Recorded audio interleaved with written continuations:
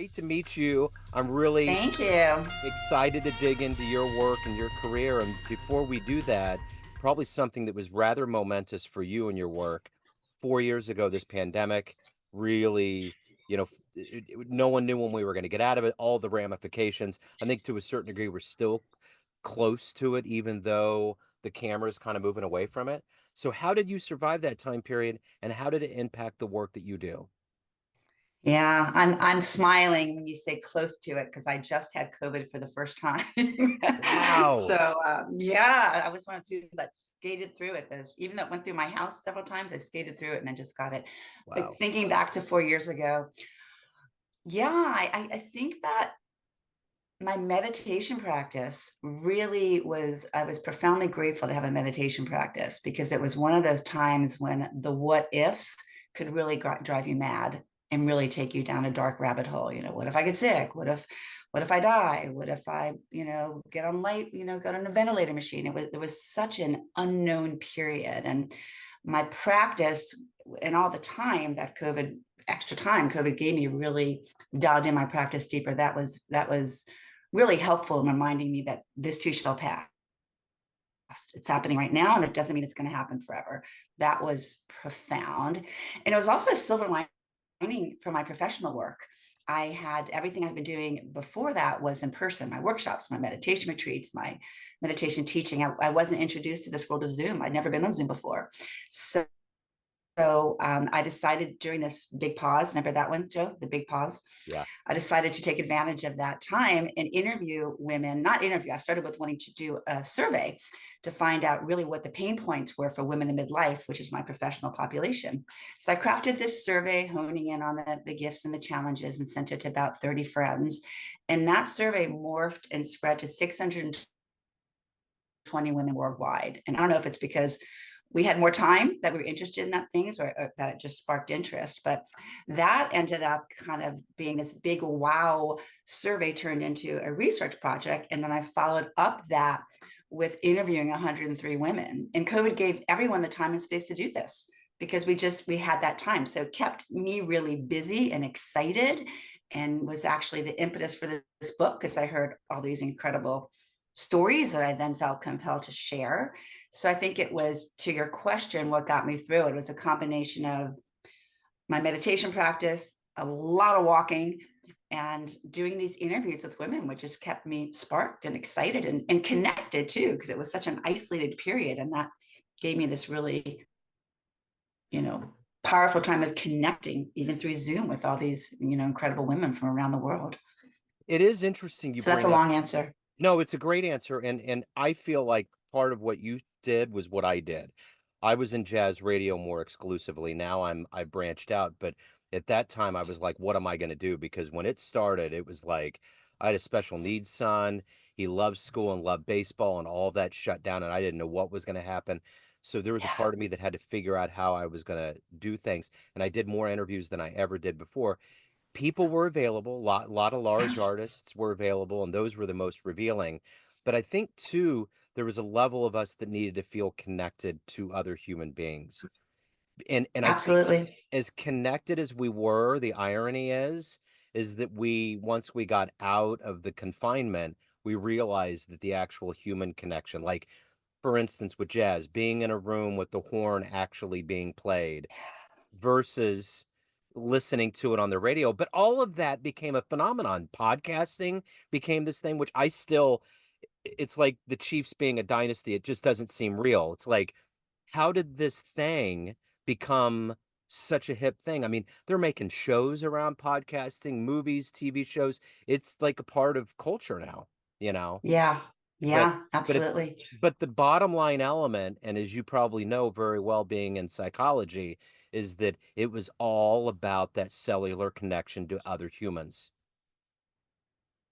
Absolutely. Absolutely. And I think you're right. We took for granted how precious connection is. And I think when we started to come out of it, we would be in venues with people, or just the ability to hug people. And I think we're moving away from that, but there was this real gratitude for how much we take that for granted, Yeah. just that, to be in the same room and to hug and to hear music live and to eat at a restaurant and, all those wonderful things.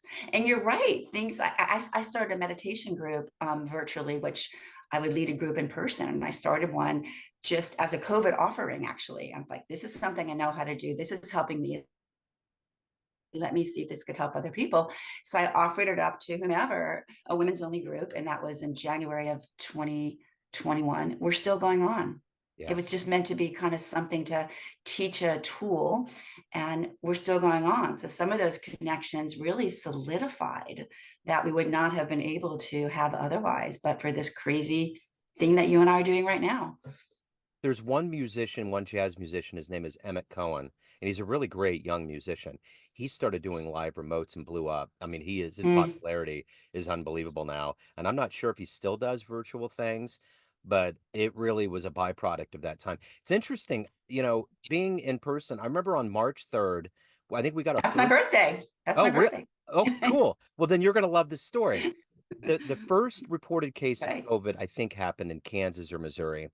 And my wife and I went to a show at the local art gallery, Nelson Atkins. And there was a band, Bill Frizzelli's a guitarist. He was coming into town, which he's a jazz guy, but he's unclassifiable. So my wife was like, what's this show going to be like? I'm like, I have no idea. So we get in there, and at one point, he has Petra Hayden, who's a very talented singer, and she starts singing "We Shall Overcome" and stands up and has everybody in the crowd stand up, and we're weaving like a bunch of cattle waiting for the tornado to come. Like there was something in the air that us humans knew things were going to irrevocably change in the Yeah. timeline of our lives. And Yeah. of course, attesting to the eclectic nature of him, right after that, he plays like a cover of Ziggy Stardust. Mm, So mm. it's like, but it was weird being in there, and I always was very cognizant. Anytime I get passes to a show, I always would take a breath in and take the room in. I was very cognizant of that. So whenever we didn't have it, I always thought that was something that I made very clear that, it was a big deal when you could be in a room with Mhm. musicians and share that experience. But anyway, Absolutely. Absolutely. that was the last show I saw before the world shut down, Mm, not knowing if I yeah. was going to see live music in the same capacity ever again. Yeah. Yeah. Absolutely. So you have, as a Zen practitioner, you're a Yeah. meditation teacher, you're a clinical psychologist. There's so many things that go into who you are. But let's put you in front of a bunch of third grade students at career day, and let's get to brass tacks. And one of the kids says, "Hey, what do you do for a living?" What's your answer? Third grade, you are about 7. So I would say to a 7-year-old, I help your mom and your mom's friends to be more patient and calm and less stressed out. Because if I Ooh. say I work with midlife women, they're going to be like, "Oh, you work with old people, and what's Right. that all about?" So I would kind of bring it down to the bottom line: is I help your mom and her friends to be calmer and more patient. Yeah, that's Which what I would say. which they would totally appreciate that because that's only going to help them. So Yes. so They'd probably be my best referral source. 100% they would. They would be like, "Yeah, we get extra computer time, we get better food, everything's great." So, let me ask you this, what did you wanna be in the 3rd grade? What was your dream? Third grade, that was early. I don't know that I had a dream of a career back then, but I knew very early on that I was always fascinated by the differences amongst people, like why people do what they do, why one situation, one kid could get a C on exam and not care, and the other one would be crying. I was fascinated with the differences between human behavior. In fact, that drew me to get my doctorate more than doing therapy or any profession. Was really understanding human behavior and how we're so different and why that difference is. So I think So that more than a career. yeah, for sure. So, how did Yeah. all of this happen? Take me back to where you were born and raised, and how did these seeds of getting into meditation and getting into how did all of this become your path in life? Well, you're gonna love where I was from. I'm from New Orleans. Okay. So I I grew up with Jazz Fest and Trombone Shorty and all those legendary people that came from there. Wynton Marsalis played trumpet with my brother in high school. Yeah. So I'm sure you know who Wynton Marsalis is. So my roots were there. law and mental health was in my family. So my parents were social workers. My father then became an attorney and a judge. So this whole mental health world was very seeped in my being. So the transition to psychology was kind of natural. It was in my roots and my curiosity. That was natural. Meditation came way down the road, and meditation was sort of a last resort, in all honesty. I took to it when I was 40. And at that time of my life, every box was checked: family, kids, home, successful career, advanced degree, check, check, check, check, check. And I still was discontent. And therapy wasn't helping, self-help books, all the traditional routes to kind of find what's going to make you happy or complete wasn't doing the trick. So my husband had been a long-term meditator, and I just tried to. I went with him one night out of sheer curiosity, no really desire intentionally, but just looking for an answer to my inner angst. And what I heard and experienced was golden, and I never turned back. And that was 20 years ago. And the bottom line is that there's nothing that could ever fill me up and make me happy. It was really learning to be with what is, and to stop looking outside to either get something I don't have or get rid of something that I do have, and just to do my best to be with what is, if that makes So, sense. And so that's what? sort of the essence of, oh, yeah. I'm sorry, there was a delay, so I didn't mean to interrupt. I'm curious on this path, who's ultimately been an inspiration or a hero for you? My husband was one because he kind of showed me the path. Yeah. And I watched how he handled things, and his ease, and his having a, not a philosophy, but having an approach that was really more graceful. And then once I got in there, I had different meditation teachers in person, my own teachers. I had, hello? Yeah, I'm here. Oh, my computer went dark. Okay. As long as you can hear me, I'll keep talking. Yeah, it looks I like had, we lost the video. that is really strange. I'm so There we go. sorry. Oh, you're good. But we'll keep Yeah. talking. Yeah, we're good. Okay. Am I back on? Yeah, you're on. Oh, I can't see you, but I'll keep talking. Okay. Um, Pema Chodron is someone who's very well known in the field, the Buddha. But so both teachers that I had directly that I met with in person, as well as some of the bigger masters, like Pema Chodron and Tara Brach, Jack Kornfield. I could go on and on and on. There's so many amazing Zen masters out there. Yeah. So Yeah. if you could meet one person alive on the planet right now that you find fascinating, who would that be? Who would you love to meet and talk to? Oh, wow.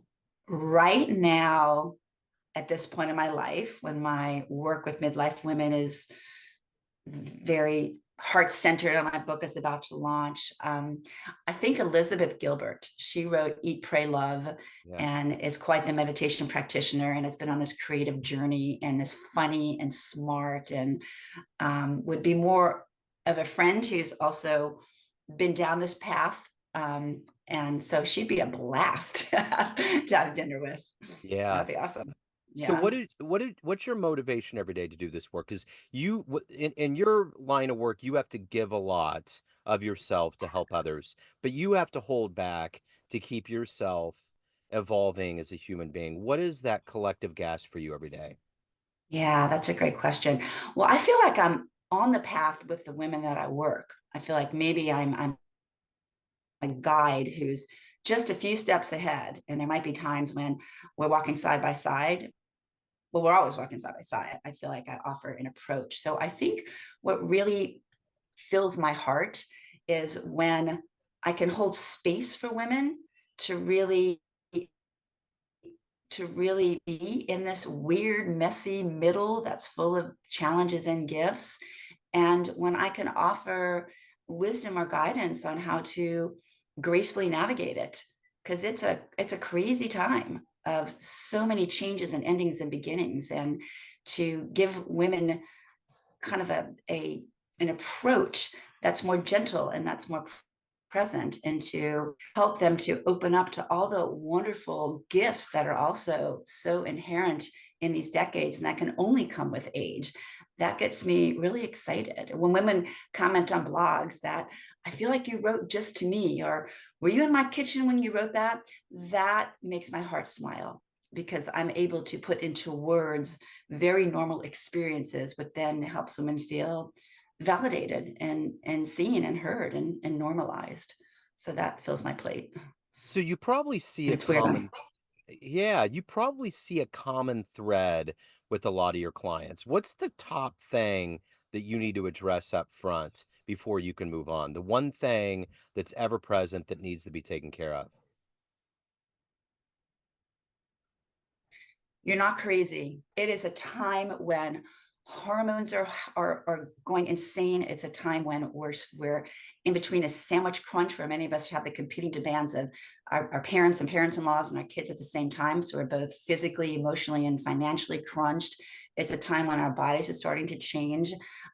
So acknowledging that and validating that, but also reminding them to take stock of all the good stuff, the quieter stuff that's concurrently happening, our wisdom, our self awareness, our comfort in our skin. But I don't think women can see that until they're validated and heard that this other stuff is very real.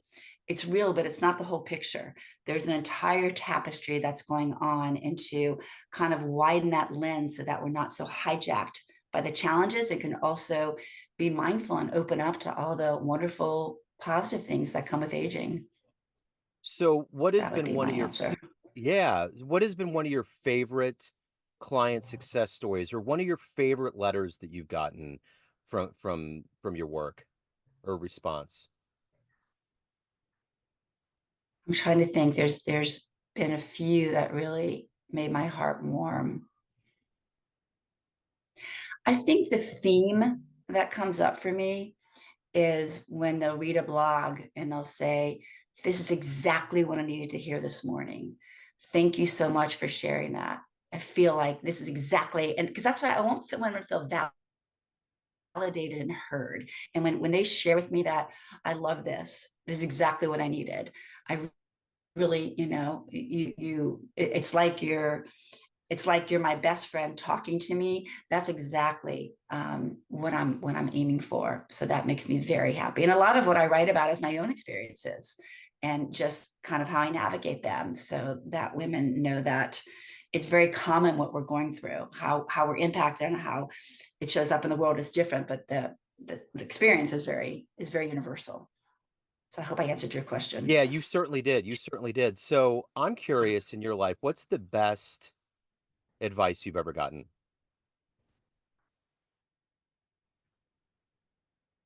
Something that I hold dearly, and I don't know if someone said it to me or if I read it or heard it somewhere, but the advice is that we all do the best we can at any given time with the resources that we have. So when I look back on either relationship regrets or frustrations or disappointments, and I remember that we all did the best we could with the tools we had. Hindsight's always 2020, and we always cultivate more tools and resources as we go on. But whatever decision we made, whatever action we took, whatever other people did at that moment in time, it was the best we could do. And that wisdom has really helped me come to peace with past histories and chapters of my history and past relationships. So that one I carry in my back pocket. Yeah. So what of all of the things that you've done and evolved into in your life and accomplished, what are you the proudest of?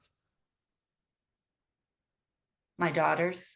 It's a cliche answer, but I have amazing daughters who have come into their own and charted their own paths and are they're still young. They're 21 and 23. They're young adults, but they're courageous and smart. And I don't take ownership of that, but I'm proud. I'm proud of who they've developed into. Professionally, I think changing careers at 50. I was a forensic psychologist. I treated offenders, testified in court. It was a career that I was successful at, that I made a lot of money at, that I could have done for the rest of my life, but it was sucking the life force out of me. And it was a very courageous career shift to do something that I knew needed to fill my heart, not drain my heart. So I made that shift at 50. I started meditating at 40. These were, I guess, decade birthdays do something for me. 40 was a big one, 50 was a big one, and I'm coming up on 60, and my book's coming out. And the book has been a massive undertaking that I'm very proud of. And it's vulnerable because it's very, there's a lot of self-disclosure in that book and a lot of sharing of intimacy of other women. And I'm proud of the courage it takes to get something like that there in the public eye, having no idea how it'll be received. Yep. And so it's kind of bearing my soul in a very public way. Yeah. And that takes courage. So I'm patting myself on the back for my courage, which is what I Yeah. tell women to do is pat yourself on the back. Yeah. Be proud, own your accomplishments, own your big moments because you earned them. Yeah. The one thing I'm hoping for, and I don't want this to be a political thing at all, but I think I am astounded by so many things that have been rolled back on different sectors of our society and women Yeah. and reproductive rights and everything. It seems so archaic. And I just feel like this election is going to be the one where women absolutely have to make the choice. They And have to make well, if they want to make their own choice about their bodies, they have to make the choice. that's the thing. And I think that you see that in a unique way, having daughters and then having Absolutely. women in midlife and just all of these things. And it's like, and I think the problem with the national rhetoric is that it's always this dire late term abortion story, but it's really about impoverished parts of this country that have no access to health care, and it's all being stripped away by a bunch of white males. Absolutely. Absolutely. Um, you just said it. You absolutely said it. And we're not moving backwards. We've been set backwards. Yeah. And it's incredulous to me that we are living in a time when women's rights over their own body are being stripped away, and those rights are getting increasingly smaller as the days go on. So yes, this is a pivotal juncture, and I fear for my daughters. I Yeah. fear for all young women. I fear for particularly the impoverished ones that don't have resources and choices. This image of going into back alleyways and hangers, and people don't know, these white men don't appreciate, there's pregnancies from rape, from Yep. incest. I was a forensic psychologist. I know a lot of dark stuff that happened in sexual trauma and in incestuous situations. So I think only women can make a choice what happens to your body. Yeah. Only women. Absolutely. Yeah. Yeah. Yeah. I mean, men should have if you ever told a men that you can't have a choice of what happens to your body, you can't have a vasectomy. Sorry, you're not allowed to have one. You can't have a vasectomy. What would men do? Right. Ah, Yeah. yeah, Absolutely. Absolutely. yeah. So let's get to the heart and soul of all of the myriad ways that you affect people in the different capacities and family and friends and all these people that know you. Everyone has a perception of you, but you're the one that leads it. You're the one that leads the march. What's your perception of you? Who do you think you are? I think I'm a kind woman by nature, and I think I'm a leader, and I think I'm a woman who can gently hold space for people, and I'm able to articulate very normal experiences in a way that's accessible. I'm someone who can give voice to common experiences. Did I answer your question? Yes, Not absolutely sure it if I answered your does. question. Yeah. Yeah, yeah, yeah. And it's pretty daunting. So if anyone wants to pick up the new book, if anyone wants to hire you, reach out, any of the good business, where do they go? Yeah, embracethemiddle.com. Lots of info there. The book will be released in September. Almost time for pre-order, not quite yet. We're days and days away, but all the information, you can download the introduction, get on my mailing list to hear midlife women stuffs and links and blogs and lots of good stuff there. Come to my weekly women's meditation group, which is open to any woman, complimentary, Thursday morning Pacific time. So all that stuff is on my website, embracethemiddle.com. Excellent. This has been wonderful. Thank you so much for your story, for your energy. Thank you, Joe. Keep doing the great work and send all my love to beautiful San Diego. Thanks so much, Joe. Appreciate it. Take care. Bye-bye.